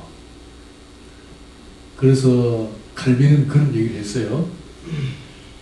하나님께서 자기 자신을 인간들에게 알리는 데 있어서 인간들이 이해할 만한 수준에 맞추어 자기 자신을 조정시킨 것이다. 조정은 언제나 하향 조정, scale down 했다. 하나님 자신을 다 설명할 수가 없어서 그 자신을 가장 낮추어서 조정시킨 것이 이스라엘 백성들의 역사라는 거예요. 그리고 그들에게 주신 율법이라. 전 인류들이 하나님을 아는 방법은 역사라는 이야기 형식이었다. 그러니까 이스라엘 백성들은 하나님을 증명하고 설명하기 위하여 끌려 나온 샘플이야, 샘플. 그러니까 율법대로 산 민족이야. 여러분 유치원 아이들에게 전기는 위험하다. 전기 위험하다. 플러스 마이너스 위험하다. 이 전기줄은 절대로 물에 넣어서는 안 된다. 그리고 이 전기줄을 물에 넣으면 큰일 난다. 아무리 가르쳐도 애들이 무슨 뜻인지 모르잖아요. 그럼 샘플로 보여줘야 될 거 아니야. 그죠? 그럼 전기가 흐르는 그 전류를 들고, 야, 이 물에 들어가면 이래 된다. 그러고 지가 들어가야 돼. 들어가면 전기가 지한테 절대로 물에 들어가면 안 된다. 이렇게 된다. 그러고 선생이, 그죠? 물에 젖은 전기를 가지고 지도 물속에 들어가고 그렇게 접촉시켜버리면 어떻게 돼요? 안 된다, 얘들아. 이게 샘플을 보여줘야 된다. 그래야 유치원 아이들이 다시는 안 그럴 거라고. 이스라엘 백성들이 바로 물에 젖은 전기줄을 가지고 물속에 들어가는 거 똑같은 거예요. 하나님께서 이스라엘 백성들을 율법에만 맡기고 율법대로 안 하면 이렇게 된다. 그러고 주신 거예요. 이스라엘 백성들.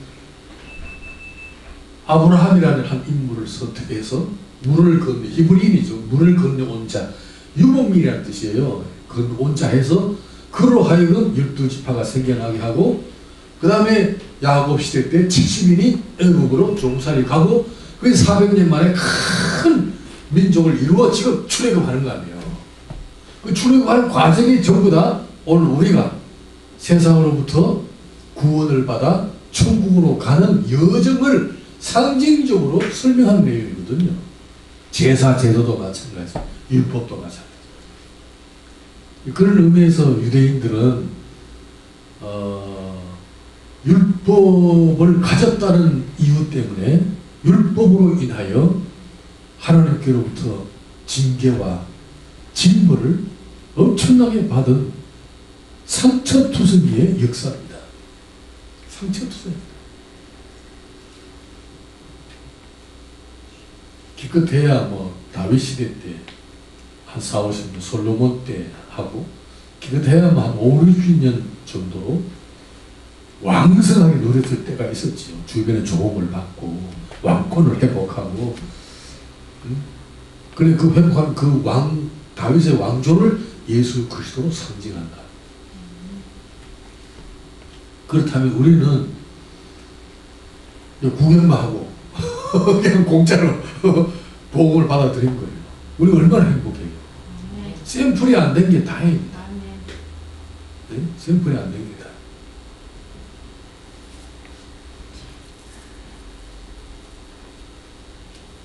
자, 율법을 주신 목적도 구원이 은혜의 선물임을 알게 하시려는 목적이었다. 이를 지킴으로 구원을 주시겠다는 조건으로서가 아니라 십자가의 은혜로 이루어진 구원을 가지고 이제부터는 하나님을 섬기며 열심히 살라고 주신 율법이다. 그 율법의 용도도 참 그렇습니다. 이스라엘 백성들은 율법을 가지고 타 민족과 구별시키는 선민 사상을 만들었어요. 그리고 율법을 행함으로 구원을 얻는다, 이런 생각한 거예요. 행함으로 구원을 얻는다. 그래서 율법을 재해석하는 그 해석서를 만들었지 않습니까? 그 해석서 갑자기 이제 토라가 아니고 뭐죠? 세 글자네. 네? 그게 뭐지? 그 이스라엘 백성들의 지혜서예요. 지혜서. 탈무드.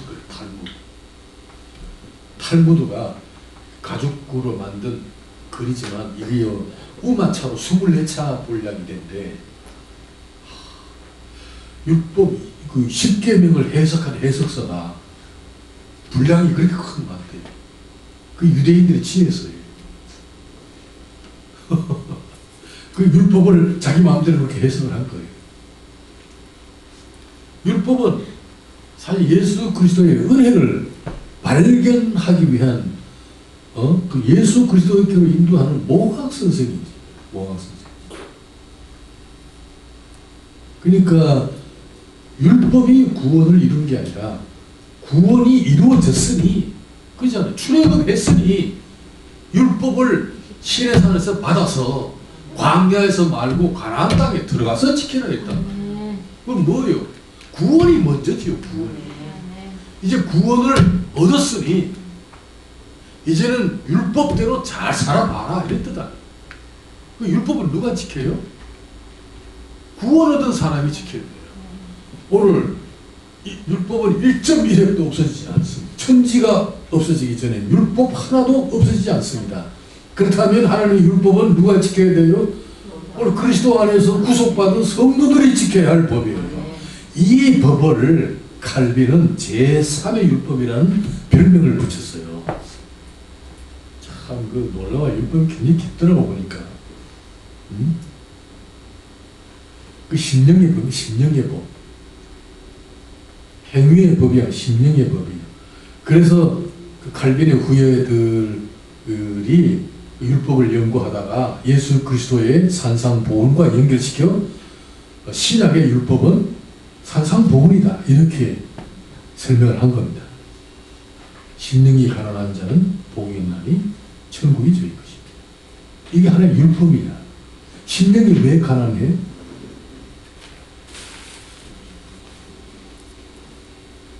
율법 때문에 가난해져.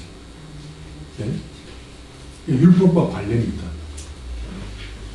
율법을 지키려니 아무리 뭐 구속받은 성도지만 율법을 지키기가 어렵거든. 이 율법이 그냥 행위의 법이 아니고 그 심령의 법이니까요. 심령의 법이니까. 도둑질 하지 말라. 도둑질 안 하면 되지만 우리 마음속에 도둑놈이 들어있는데 어떻게 해요? 여기 도둑놈이 들어있대. 나도 내 마음속에 도둑놈이 들어있어. 아이고 저거 훔쳤으면 싶은 게 많아. 근데 그 심령의 법이 살아있는 한, 그죠? 하나님의 약속을 받아낼 방법이 없잖아요. 내 심령이 율법에 의해서 이렇게 정죄된 상태고, 그죠? 이렇게 막 더러워지고 부패한 상태인데 내가 어찌 감히 하나님의 나라를 바라볼 수 있겠느냐 이거야. 심령이 그런데. 그러니까 하늘 나라는 참 갖고 싶은데 심령이 부패한데, 그래서 거기서 뭐가 일어나? 가난이라는 게 일어나. 애통하는 게 일어나. 야, 여러분 산상보훈이 얼마나 기뻐요. 산상보훈을 이렇게 설교를 하는 사람은 별로 없더라고요. 겸손, 그게 아닙니다. 겸손이 아니에요. 애끓는 마음. 이대로는 못 살겠습니다. 하나님. 그리고 애통하는 자. 탄식하고 목말라하고 굶주린 자, 심령으로 굶주린 자에게 하늘나라를 주겠다. 하나님을 볼 것이요. 그래서 이 신약시대의 그 율법은 우리 심령으로 말미암아 애통이 끓어오르게 하고, 그저 심령의 그 가난을 호소하게 하고, 심령의 눈물을 흘리게 하고, 아주 심령의 굶주림과 그 목마름을 호소한다. 그것 자체가 복이라는 거예요. 그게 성령의 탄식하신다니요. 성령의 탄식. 그 장인배 교수의 성령의 탄식의 신학이라는 논문을 한번 읽어보면 참 기뻐요.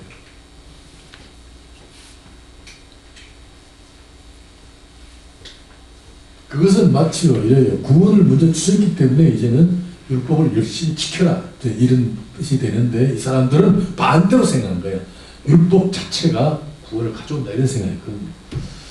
오늘 우리 그건 또 무슨 뜻인가니, 예를 들어 우리 아이들에게, 우리 자녀들에게, 네 공부를 잘하면, 내가 대학을 보내주마. 그죠? 공부를 잘하면 대학에 보내주마. 그건 보통 우리가 통하는 얘기 아니에요? 근데 이게 지금 반대예요, 성경은. 대학을 보내줄 테니, 대학에 보내줘서 내가 니를 대학에 보내줬더니 대학에 들어가거든. 공부 열심히 해라. 이게 율법과 구원과의 관계예요. 똑같아요. 그러니까 성경은 뭐예요? 하나님께서 합격시켜 줄 테니, 그리고 들여보내 줄 테니, 그 다음부터는 열심히 공부해라. 그거 요구예요. 그 요구가 율법이에요. 근데 우리 사람들은 뭐예요? 네 공부 열심히 하고 잘해봐라. 내가 대학에 보내줄게. 그거는 그 공로가, 그죠? 학생에게 있는 거 아니에요. 공로가 내게 있고. 그러나 하나님은 먼저 은혜를 베푸세요.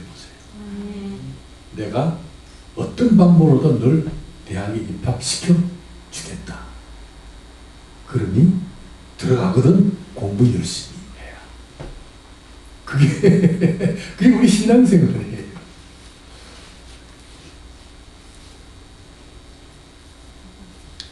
성경은 하나님께서 하실 일이 먼저 있고, 그 다음으로 우리의 책임과 의무가 따르게 되는 원리로 기록된 신학의 내용입니다. 이거 참 잊어서는 안 돼요. 아까도 얘기했지만 성경은 언제나 하나님께서 먼저 하신 일이 있어요. 먼저 행하신 일이. 그 일의 내용은 언제나 은혜예요. 그 다음에 우리의 책임과 의무를 요구해요. 이게 이런 신학의 체계를 가지고 성경 이야기를 우리에게 주시는 겁니다.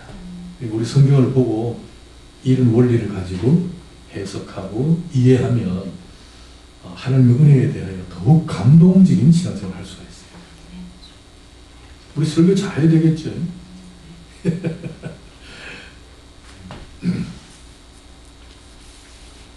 스데반의 논증에 유대인들이 이길 수 없음을 알고 참남죄로 처형하고 만다. 예수님에게 붙인 죄민과 같은 죄인으로 몰아세워 돌을 던졌다. 하나님께서 함께 거하시는 몸인데 비참한 최후를 맞게 된다. 그러나 스데반은 그 얼굴에서 천사와 같은 평안과 안식과 희열로 가득한 모습이었다. 하나님이 함께 계시는 성전임을 증명하고 있었다. 참 성전이 무엇인가? 거기에 대한 모델이란 말이죠. 그의 일생은 순교의 첫 왕관을 쓰기 위하여 태어나서 그리스도의 증인의 사명으로 산 자였다. 자, 우리 성경 역사에서 스데반 집사의 그 순교사가 우리 신앙에게 던지는 도전이 굉장히 큽니다. 그 신학적으로도 성전, 하나님이 어디 계시느냐, 참 성전이 무엇이냐를 설명하는 아주 계시적 용도로 스데반이 성경 이야기의 주인공으로 등장된 겁니다. 결론 내립시다. 하나님은 화려한 건축물에 계시지 아니하시고 우리의 심령에 계십니다. 유대주의와 율법주의와 같이 겉모양을 치장한 곳에 계시지 아니하신다. 도덕이나 양심이나 정직한 곳에 계시지 아니하시고 세상에서 가장 연약하고 무능한 자로서 하나님의 은혜가 아니면 살 수 없음을 아는 자에게 오셔서 하늘에서 누릴 평안과 안식과 희락의 천국을 이루신다. 누구든지 심령의 목마름과 갈급함과 애통함을 호소하는 자에게 성령의 능력과 지혜를 부어주신다. 오늘의 우리의 신앙을 여기 단치지 않으면 오늘 우리들 교회들이 너무 신앙 자체를 너무 외형적으로, 형식적으로, 아니면 물리적으로 화려하게 치장한다는 데 있어요. 신앙을 너무 화려하게 치장해요. 그렇게 화려하게 치장할 내용이 없습니다. 하나님은 어디 계시느냐? 스데반과 함께 계셨고, 스데반의 순교의 장면에 적극적으로 하나님이 그와 함께 계신다는 것을 증명해 주셨습니다. 그래서 우리는 출세해서 돈을 더 벌어서 아니 서울대학 들어가고 난 다음에 열심히 하겠다는 생각을 갖잖아요. 우린 그런 기도 제목을 다 가지고 있잖아요. 우리는 뭔가 이기고 승리하고 건강하고 그리고 뭔가 여유가 있고 그리고 영향력을 갖추고 그러고 난 다음에 뭔가 하나님의 요구에 충성하겠다 생각을 가지고 있습니다. 그런데 성경은 예수님께서 하신 것처럼 모두가 다 뭐예요? 죽음을 통하여 진리를 증거하고 십자가를 통하여 하늘나라를 증거해줬습니다. 세상의 것에 그 화려한 출세를 가지고 증거하지 않았습니다. 예수님도 죽었고 예레미야도 돌에 맞아 죽고 이사야도 톱에 묵혀 죽고 베드로도 죽고 사도들도 죽고 특히 스데반도 죽음을 통하여 참 성전이 어디 있는가를 증명했습니다. 우리 기독교 신앙이 우리 그 빗나가 있는 오늘의 현실에 대하여 좀 기도 제목으로 삼고 비록 우리가 외형적으로는 좀 초라해 보이더라도 심령의 천국을 이루는 복음의 역사를 담대하게 증거하시기를 바라겠습니다. 아멘.